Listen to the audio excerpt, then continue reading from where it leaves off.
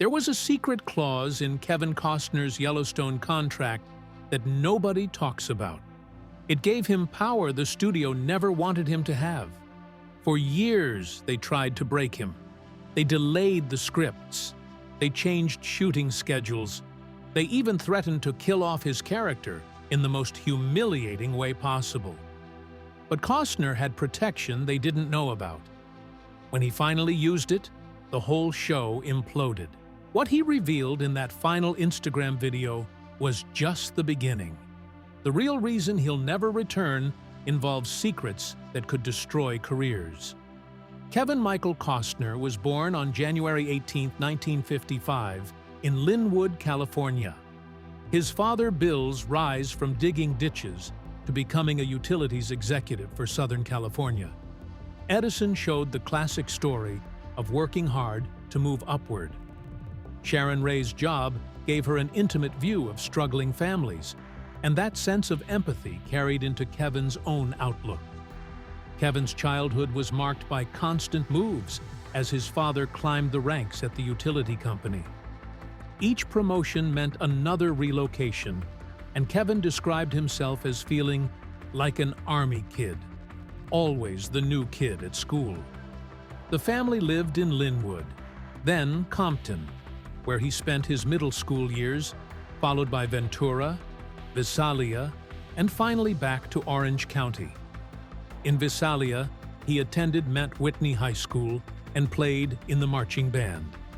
The constant changes left him anxious and unsure of himself, saying he lost a lot of confidence because he always had to start over and make new friends.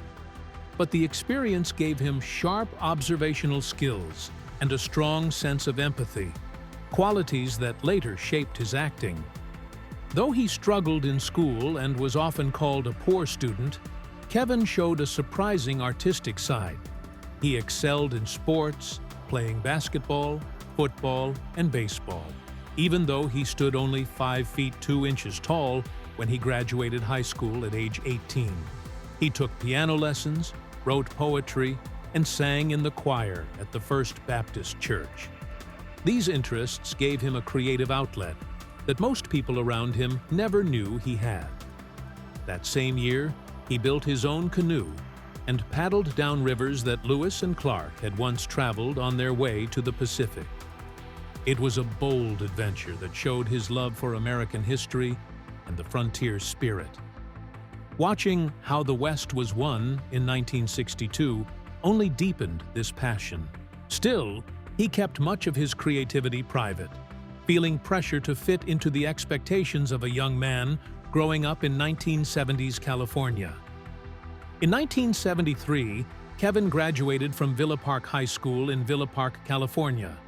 There, he played baseball alongside his teammate Dennis Burt.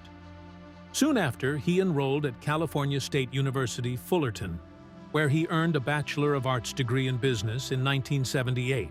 He joined the Delta Chi fraternity and followed a steady, practical path that seemed to promise a stable career. His parents, who had lived through difficult times, believed in secure work above all else. Kevin remembered his father's advice clearly. Don't ever let anybody outwork you, and he'll never take your job. At the time, Kevin accepted this hard-boiled wisdom, believing he was headed for a corporate life. That same year, he married his college sweetheart, Cindy Silva, and together they began what looked like a traditional middle-class life.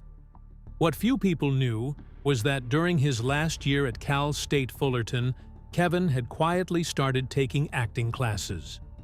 Not once a week, but 5 nights a week. He kept it a complete secret, even from Cindy.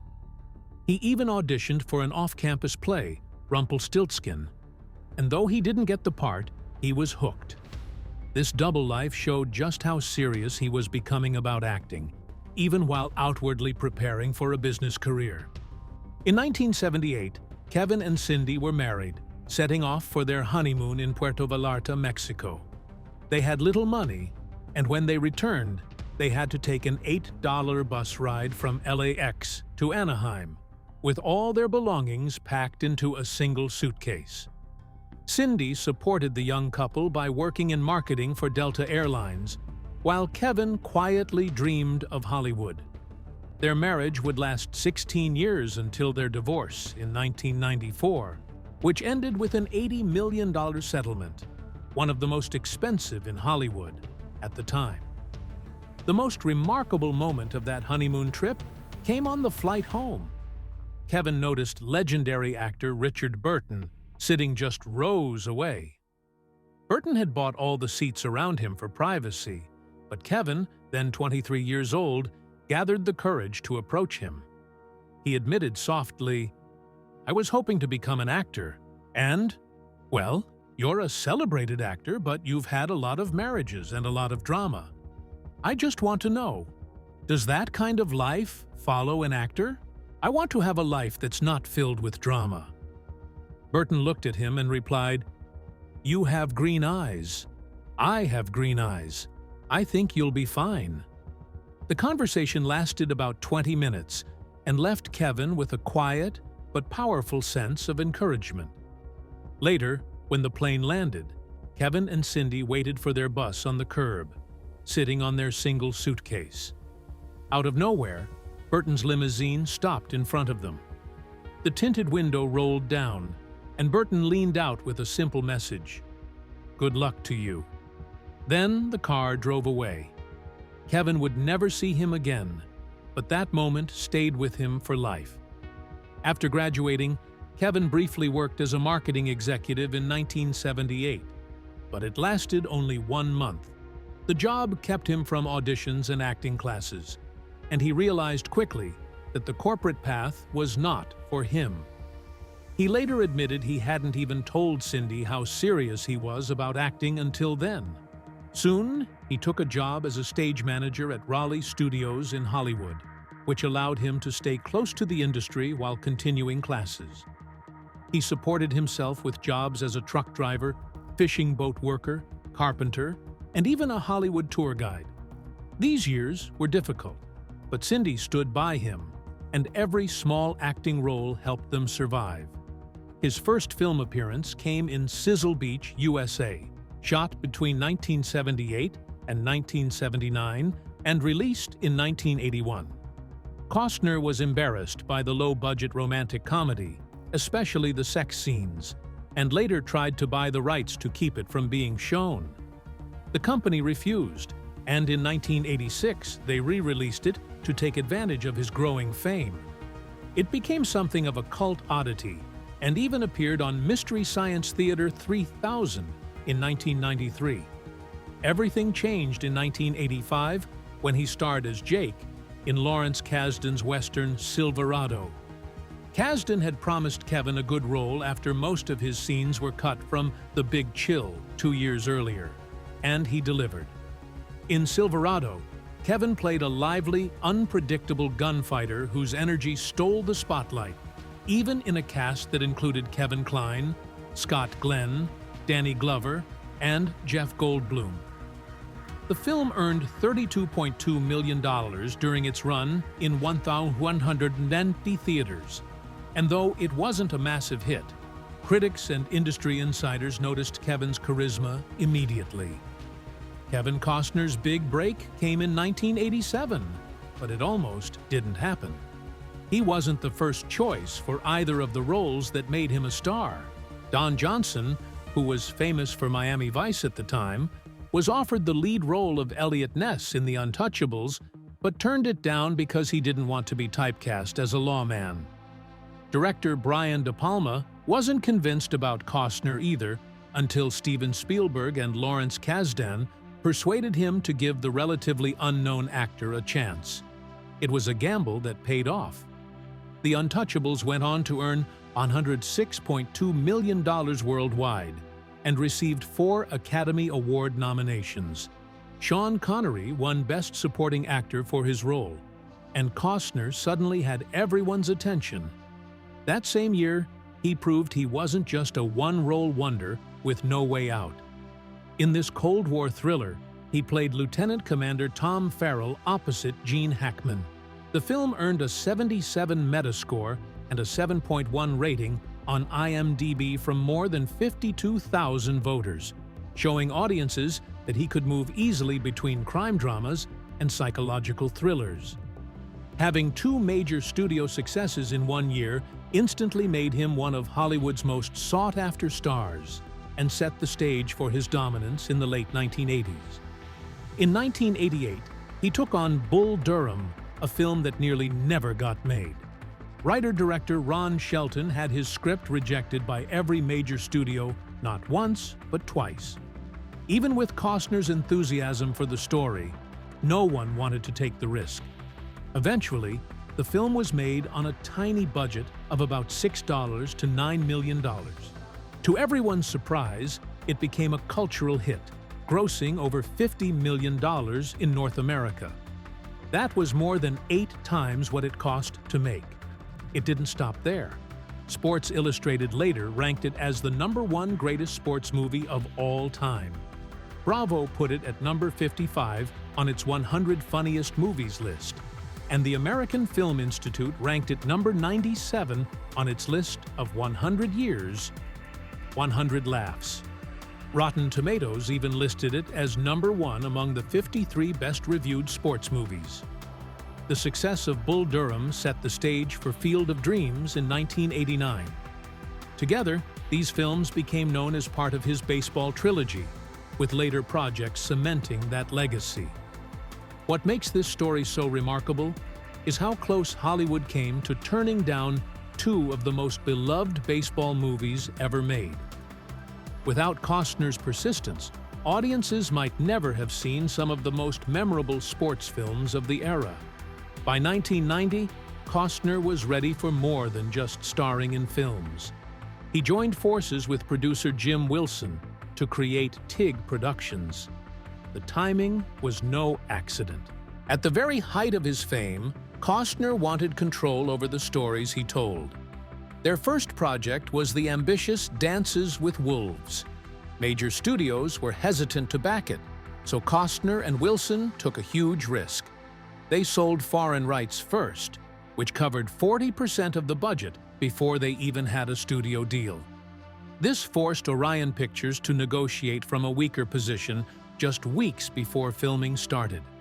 Most important of all, Costner secured final cut rights, meaning no one could change the film without his approval.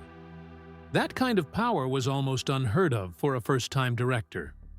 The most daring moment came with Dances with Wolves. The budget, which ranged between $15 million and $22 million, began to run short, and Costner put in $3 million of his own money to keep it going. People in Hollywood mocked the project, calling it Kevin's Gate, a reference to the disastrous Heaven's Gate that had destroyed United Artists in 1980. Filming took place over 4 months in the harsh landscapes of South Dakota and Wyoming. The film featured long stretches of Lakota dialogue, translated by Doris Leader Charge from Sinta Gleska University. Studios thought audiences would never sit through it, and Warner Brothers even refused to distribute it. Costner had to mortgage personal assets and persuade nervous investors that people would watch a nearly 4-hour Western about Native American culture. In the end, the risk paid off. At the 63rd Academy Awards in 1991, Dances with Wolves earned 12 nominations and won 7, including Best Picture and Best Director for Costner. He became only the 3rd person in Oscar history to win Best Director with a debut film. The movie joined a very short list of Westerns to win Best Picture, standing alongside Cimarron in 1931, Unforgiven in 1992, and No Country for Old Men in 2007. It also won the Golden Globe for Best Motion Picture and was later preserved in the Library of Congress for its cultural and historical significance. Not long after, Robin Hood, Prince of Thieves showed Costner's star power could survive even harsh reviews. The film opened with $25.6 million in its first weekend in June 1991 and went on to earn $390.5 million worldwide on a budget of $48 to $60 million. Critics were brutal. Roger Ebert gave it 2 stars, calling it a murky and depressing version of the classic tale. The Los Angeles Times mocked Costner for not using an English accent, and even pointed out an impossible scene where Robin supposedly walked 560 miles in one afternoon. Despite all this, audiences loved it, giving it an A grade on CinemaScore. It ended up as the second highest grossing film of the year, only behind Terminator 2, Judgment Day. When The Bodyguard hit theaters on November 25, 1992, no one expected it to change Hollywood the way it did. The film had started as a forgotten screenplay from the 1970s meant for Steve McQueen. By the time Kevin Costner brought it to life alongside Whitney Houston, it became one of the most successful romantic thrillers of all time. The movie made more than $401 million worldwide, finishing just behind Disney's Aladdin, which, in an odd twist, opened the very same day.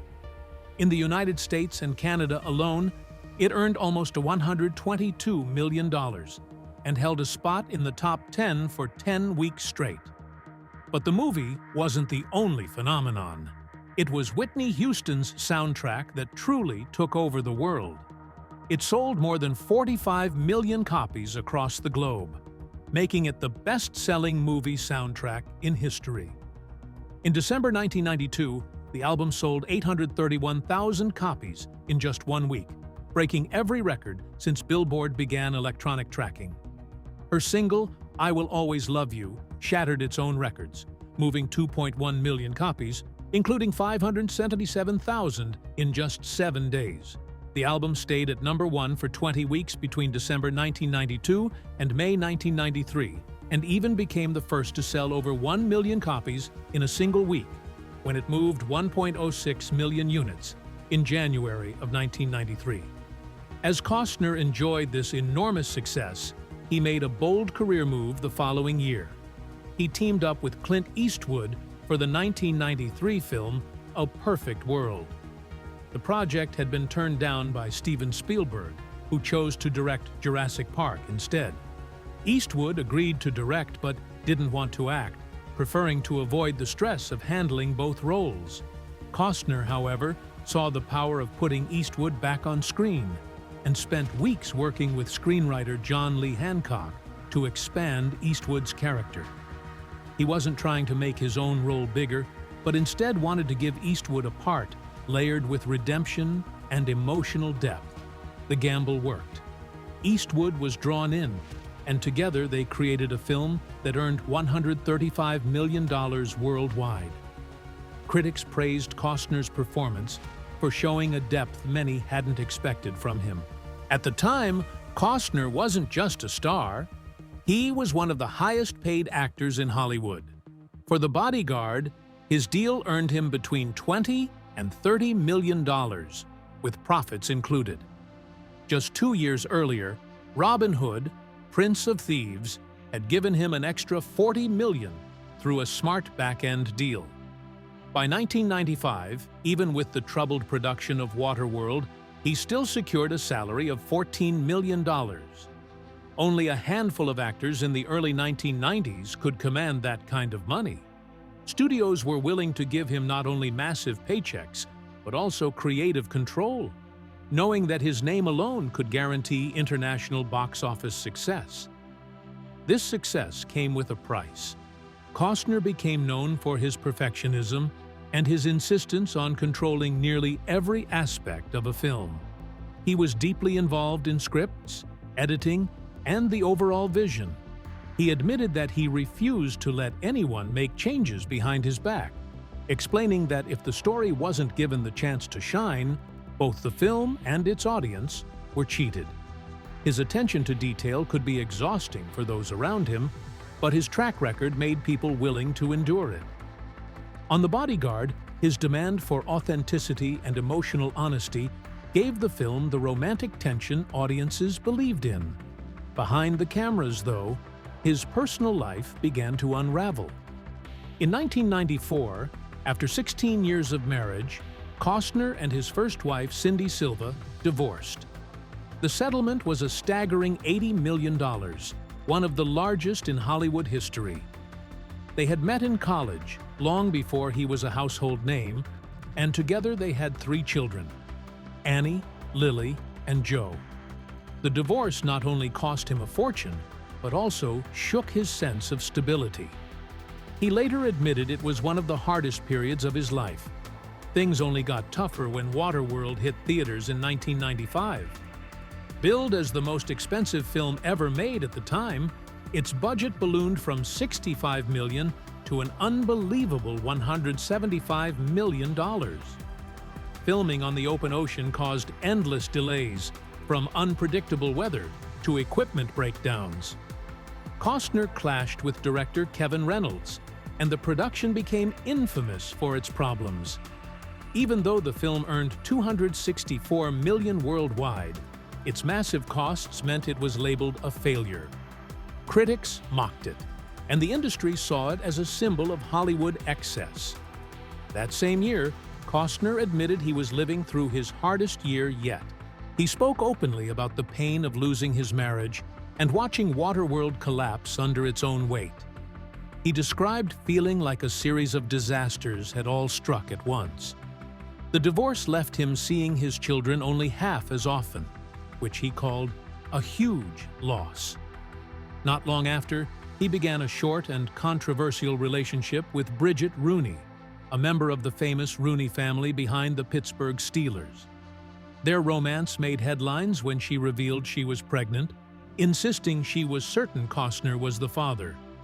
For years, Costner hesitated to fully acknowledge his son Liam, until a court-ordered DNA test confirmed his paternity in 2002.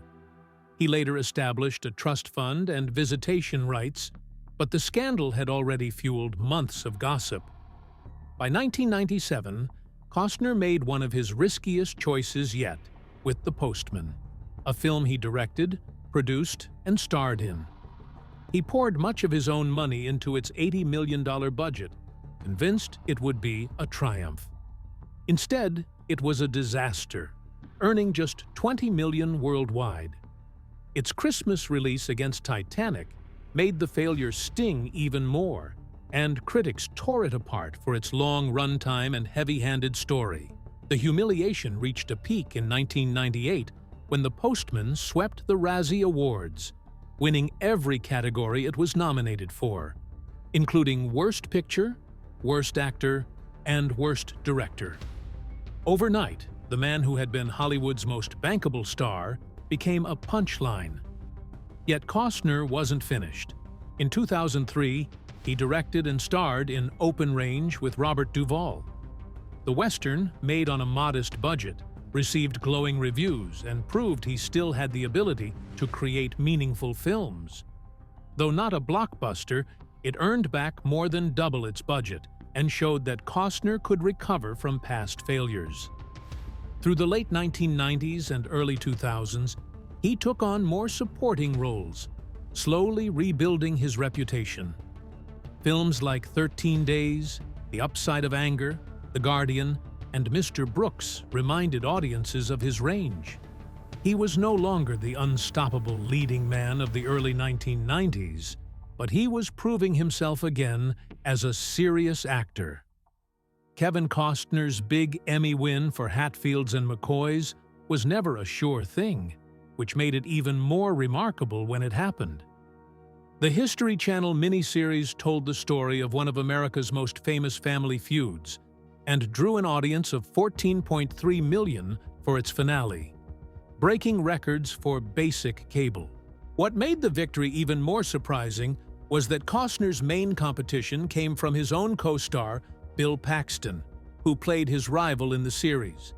He also faced strong challengers like Benedict Cumberbatch in Sherlock and Woody Harrelson in Game Change.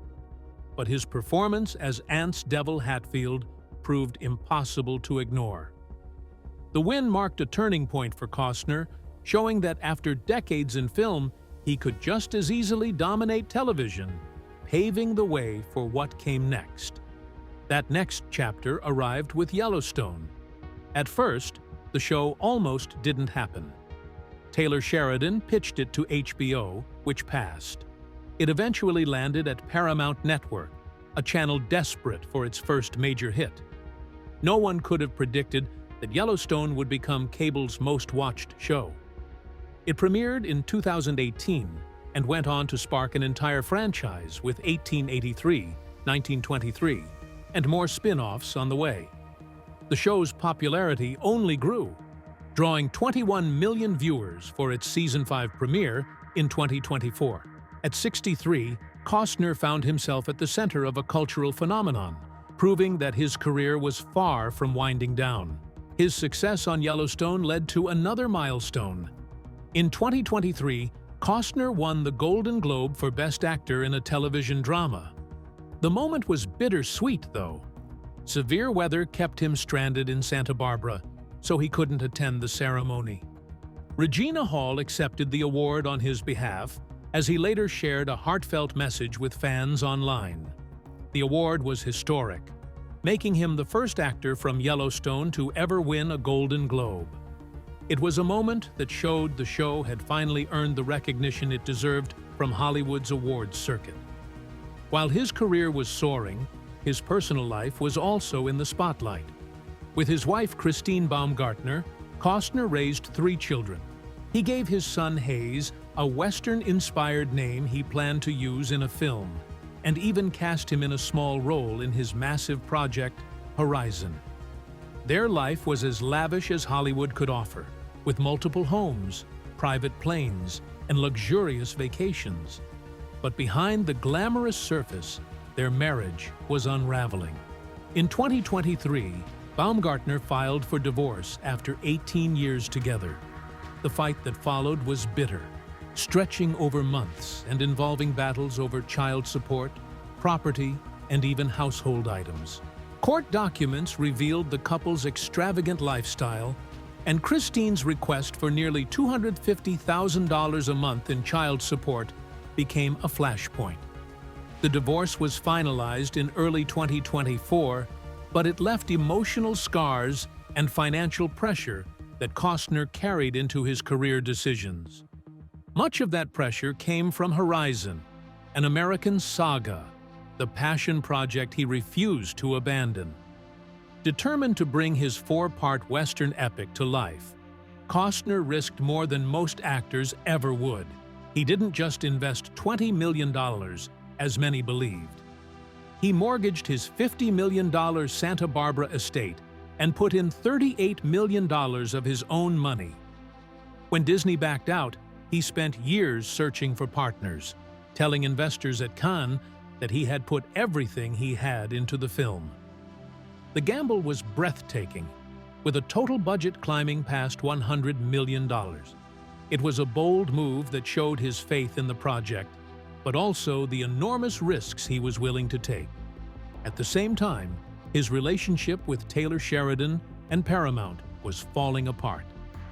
Scheduling conflicts over Yellowstone clashed with his work on Horizon, and by 2023, tensions boiled over.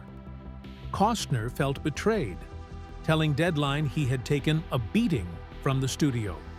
Sheridan countered that lawyers had made communication impossible.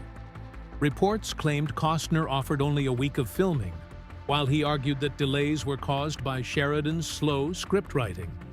The mistrust deepened as Costner demanded final approval over scripts and secured a contract clause that prevented John Dutton from being killed off dishonorably. The feud was so toxic that the show's planned longer run was cut short, ending with Season 5 instead. When Horizon Chapter 1 finally hit theaters in 2024, the results were devastating. Despite all his effort and risk, the film brought in only $29 million worldwide, nowhere near its $100 million budget. The drop in its second weekend was steep, and it struggled overseas. Warner Brothers even postponed the release of the second chapter, though it was already finished. Costner admitted the project needed to be a huge hit just to survive, but audiences didn't connect. Critics said the 3-hour Western felt out of step with modern tastes, leaving Costner with one of the biggest personal financial losses Hollywood had ever seen. Then came the Instagram video that ended an era. On June 21, 2024, Costner told fans he would not be returning to Yellowstone, with a simple line, "I won't be returning. I'll see you at the movies." He closed the door on John Dutton and left millions of viewers stunned. Just days earlier, interviews had suggested a possible return, so the sudden finality hit even harder. The announcement was polished and emotional, timed alongside Horizon to keep the spotlight on him. But it also meant walking away from the $12 to $15 million per season he earned from the show, a fact he admitted during his divorce case. It marked the end of the role that had defined his late career and pushed him into the uncertain world of independent filmmaking.